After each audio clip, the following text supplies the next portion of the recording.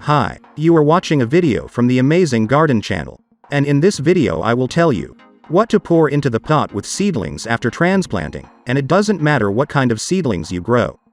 Seedlings of peppers, eggplants or tomatoes. So that the seedlings can quickly endure stress after transplantation, if you have severely damaged the roots.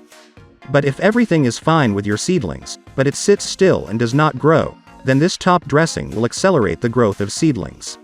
Since you often write to me in the comments and ask why after the transplant my seedlings sit for a week or even two and do not grow at all. Everything is very simple here. With an incorrect transplant, the root system breaks off. If this is not done carefully, for example, if you break up a clod of earth and break off the roots, then the number of roots decreases. Accordingly, transplanting seedlings into a new cup, the root system of the sprout decreases, but the leaf apparatus is already large and the remaining roots cannot cope and feed the number of leaves that it had before transplantation.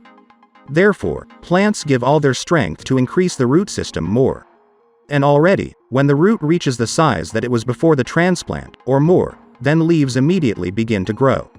Everything is proportional to the plant, and the most important thing for us is to help the seedlings after transplantation to build up the root system.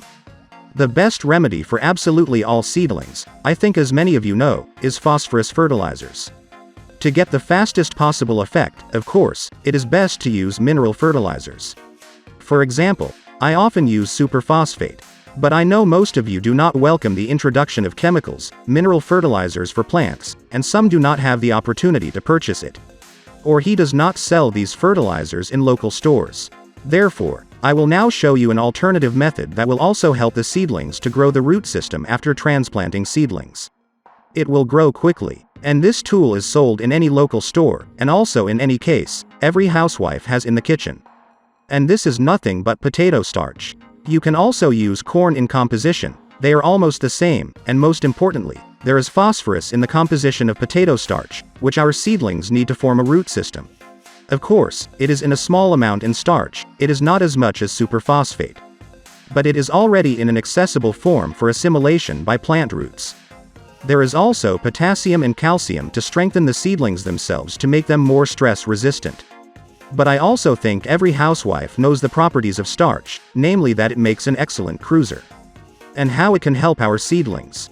Very simply, the soil will become more moisture intensive and, accordingly, we will reduce the multiplicity of watering seedlings, so that it can save us time for caring for seedlings, and also help us save water.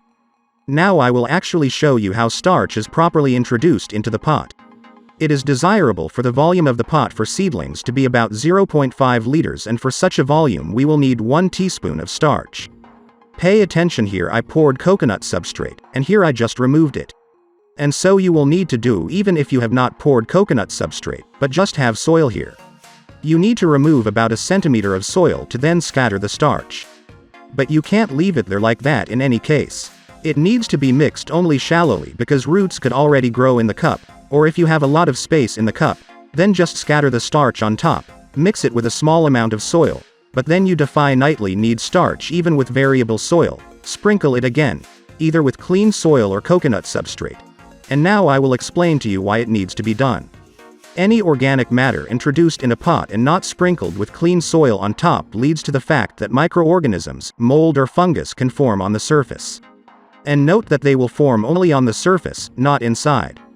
Because then they will have all the power sources here, organic matter, moisture, access to oxygen and light. And since we cover the soil layer with either a coconut substrate from one of the sources, and accordingly, microorganisms will develop only in the soil that will process starch into readily available phosphorus and potassium for our seedlings. And fungus and mold will not form on top of the cup. Be sure to take this into account when applying starch, as well as any other organic matter. If you scatter it on top of the pot, then in any case you will have mold there. And of course we carry out watering. Thus, we help our seedlings to grow the root system faster and grow stronger. You must write in the comments what means you use to root your seedlings. It will be very interesting to me. That's it for me. I wish you a strong and healthy seedlings, and we will meet new videos.